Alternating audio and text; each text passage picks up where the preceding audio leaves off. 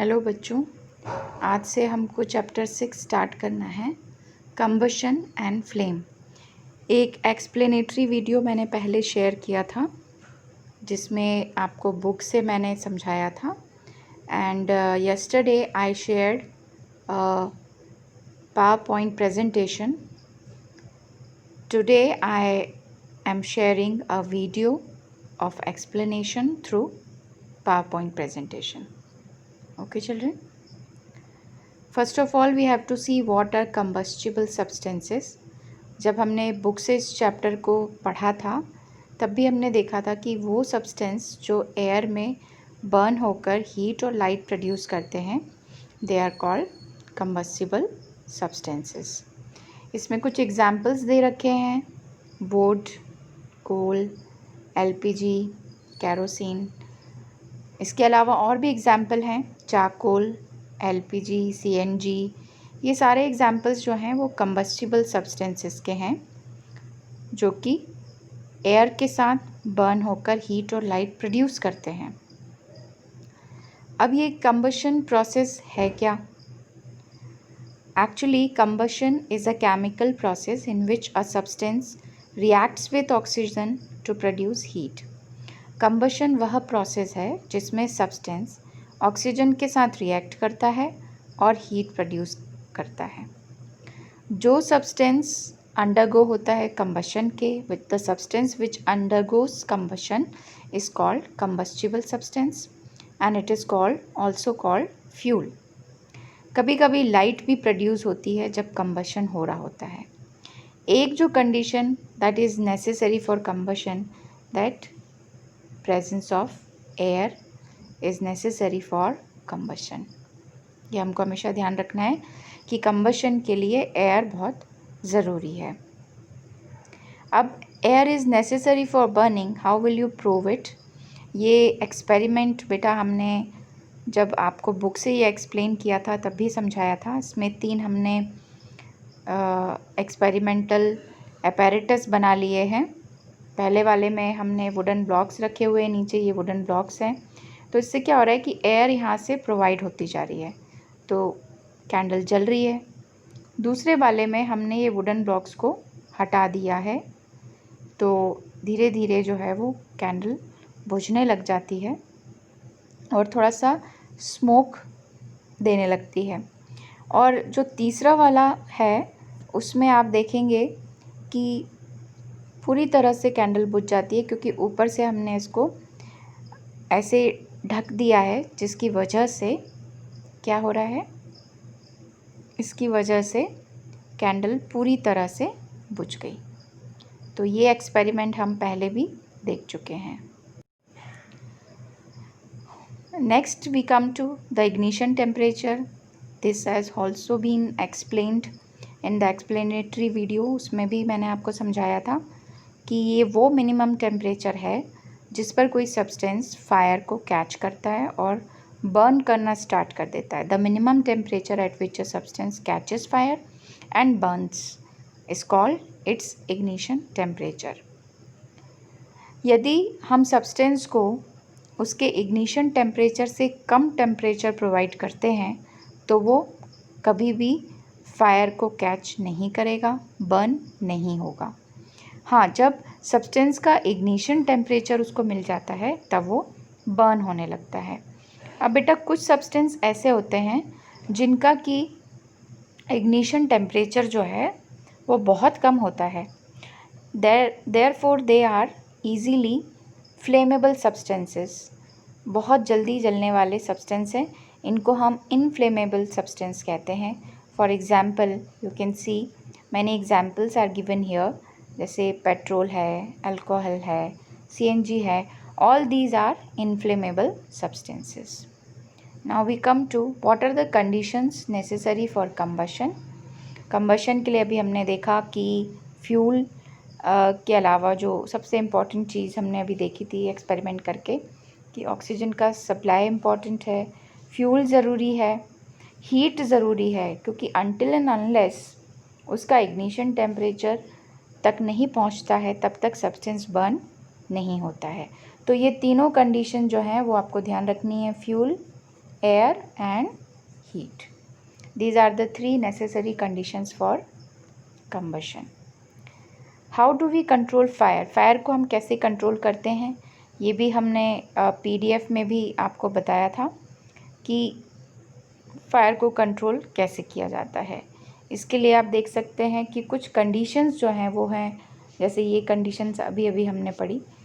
तो फायर को कंट्रोल करने के लिए इन तीनों कंडीशंस में से हमको किसी कंडीशन को रोकना पड़ेगा, तभी हम क्या कर सकते हैं, फायर को कंट्रोल कर सकते हैं।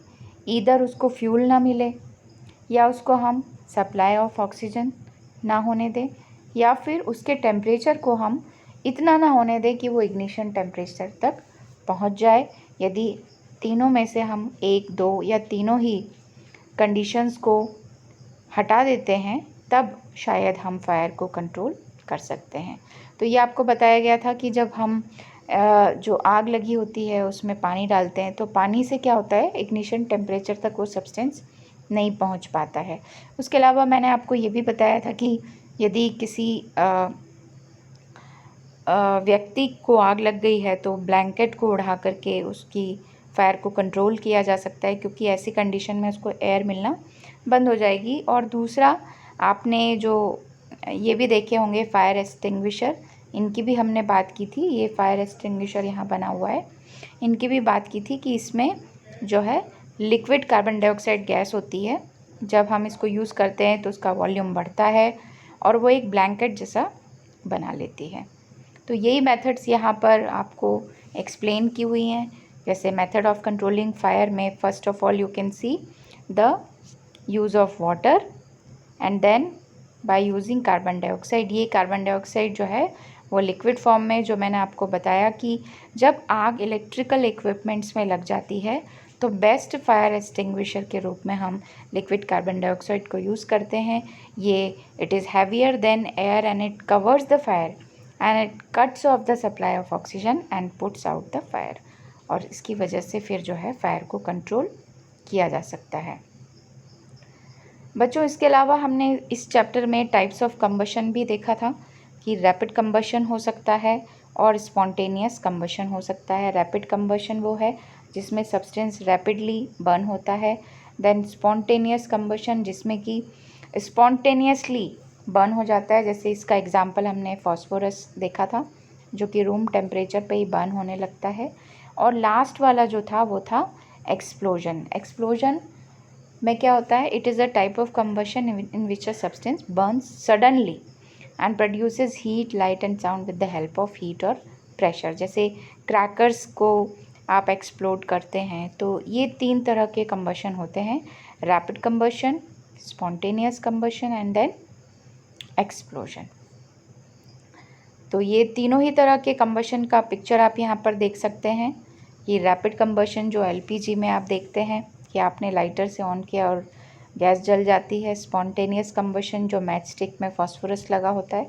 और एक्सप्लोजन जिसमें कि बहुत ज़्यादा क्वांटिटी में हीट और लाइट प्रोड्यूस हो रही है, वो है explosion. So there are 3 kinds of combustion. Now we come to the second part of this chapter, that is flame. तो flame is the zone of combustion of a combustible substance. Substance क्या होता है, vaporise होता है और flame produce करता है। तो कुछ सब्सटेंस ऐसे होते हैं जो वेपोराइज होके फ्लेम प्रोड्यूस करते हैं, तो उनके एग्जाम्पल हैं जैसे कैरोसिन और वैक्स हैं। और कुछ ऐसे सब्सटेंस भी होते हैं जो कि वेपोराइज नहीं होते हैं और फ्लेम प्रोड्यूस नहीं करते हैं। तो ऐसे एग्जाम्पल्स आपको दिखाई दे रहे हैं यहाँ पर कि ऐसे सब्सटेंस जो वेपोराइज होते हैं, फ्लेम प्रोड्यूस करते हैं, उसमें कैरोसिन और वैक्स है। ऐसे सब्सटेंस जो वेपोराइज नहीं होते हैं और फ्लेम भी प्रोड्यूस नहीं करते हैं, ऐसे में हम 2 एग्जाम्पल्स देख पा रहे हैं यहाँ पर, कोल एंड चारकोल। ये चारों के एग्जाम्पल आपको यहाँ पे पिक्चर के हेल्प से भी शो किए गए हैं। बेटा, मैंने आपको पहले भी बताया था कि इस चैप्टर में structure of a candle flame is a very important part. यहाँ पर आपको बहुत ध्यान देना है कि अलग अलग आपको जैसे आउटर जोन दिख रहा है जो ब्लू कलर का होता है, मिडिल जोन दिख रहा है और इसके बाद इनर जोन दिख रहा है। और जो इनर जोन है वो सबसे कम हॉट रहता है, बीच का जो जोन है वो मॉडरेटली हॉट रहता है, और जो आपको आउटर जोन दिख रहा है जो कि ब्लू कलर का होता है वो hottest part of the flame है।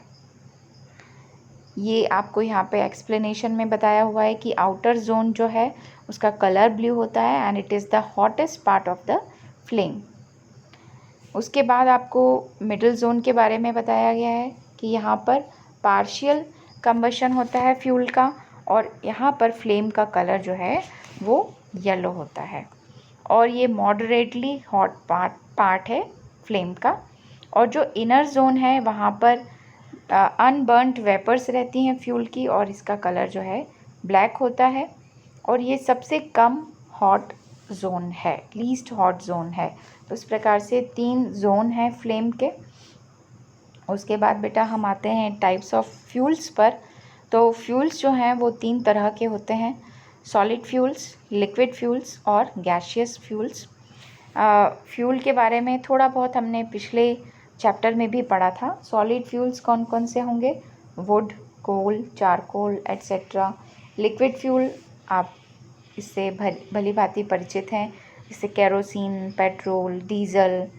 देन गैसियस फ्यूल्स में सीएनजी, एलपीजी, बायोगैस, हाइड्रोजन, और ये कहाँ कहाँ यूज़ होते हैं ये भी आपको पिक्चर्स में शो किया गया है।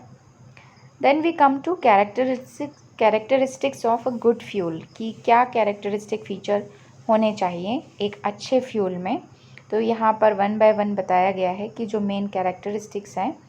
जो सबसे पहला आपको दिखाई दे रहा है बच्चों, वो कहता है कि it should be cheap. Cheap होना चाहिए, यानी कि सस्ता होना चाहिए, रेडिली अवेलेबल होना चाहिए, easy to store and transport, उसको आराम से हम स्टोर कर सकते हो, ट्रांसपोर्ट कर सकते हो, वो मॉडरेट रेट पर बर्न होता हो, उससे large amount of heat produce होती हो, और वो किसी तरह का अनडिज़ायरेबल सब्सटेंस जो है वो उससे बचता नहीं हो जलने के बाद। And the last one is it does not cause pollution, उससे पोल्यूशन नहीं हो। तो हमने कुछ पॉइंट्स जो पढ़े यहाँ पर एक बार फिर से मैं आपको बता देती हूँ कि रेडिली अवेलेबल होना चाहिए, चीप होना चाहिए, easy to store and transport, burns at a moderate rate, produces a large amount of heat, does not leave behind any undesirable substance, and the last but not the least, it does not cause pollution, कि उसमें pollution ना हो। तो इसी से हम इसकी calorific value भी कैलकुलेट करते हैं। फॉर्मूला हम पहले भी देख चुके हैं कि what is calorific value of a fuel? It is the amount of heat energy produced on complete combustion of 1 kg of a fuel.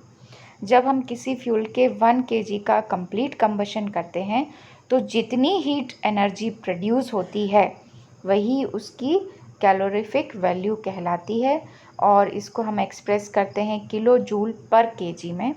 और यहाँ पर ये बच्चों हमने बुक में भी देखा था, अलग अलग कैलोरीफिक वैल्यूज़ दे रखी हैं, जिसमें काऊ डंग केक की सबसे कम कैलोरीफिक वैल्यू है, और धीरे धीरे जब हम नीचे आते जा रहे हैं तो हाइड्रोजन तक ये कैलोरीफिक वैल्यू जो है वो बढ़ती जा रही है। इसके बाद harmful effects on the environment due to burning of fuels. Fuels के बर्न होने से क्या क्या परेशानियाँ होती हैं। कुछ डिसीज़ेज़ जो हैं, रेस्पिरेटरी डिसीज़ेज़ जैसे अस्थमा है, उसके लिए अस्थमा के लिए यही रिस्पॉन्सिबल है। इस तरह की गैसेस जो एटमॉस्फेयर में रिलीज़ होती हैं। कार्बन मोनोऑक्साइड गैस भी रिलीज़ होती है इनकम्प्लीट कंबशन से, जो कि जिसकी वजह से डेथ भी हो सकती है। बहुत सारी gases like carbon dioxide gas release होती हैं एटमॉस्फेयर में जब फ्यूल को जलाया जाता है, and this carbon dioxide gas is responsible for global warming. और इसके अलावा जब कोल पेट्रोलियम को बर्न किया जाता है तो सल्फ़र और नाइट्रोजन के ऑक्साइड भी रिलीज़ होते हैं। ये ऑक्साइड रेन वाटर के साथ मिल करके एसिड रेन करने लगते हैं, और एसिड रेन की वजह से हमारी क्रॉप्स, सॉइल, बिल्डिंग्स डैमेज होने लगती हैं। So this is these are the harmful effects on the environment due to burning of fuel. So children, you have to prepare the notes in your classwork copies with the help of this PowerPoint presentation.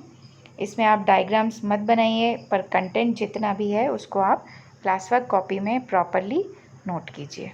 Thank you children.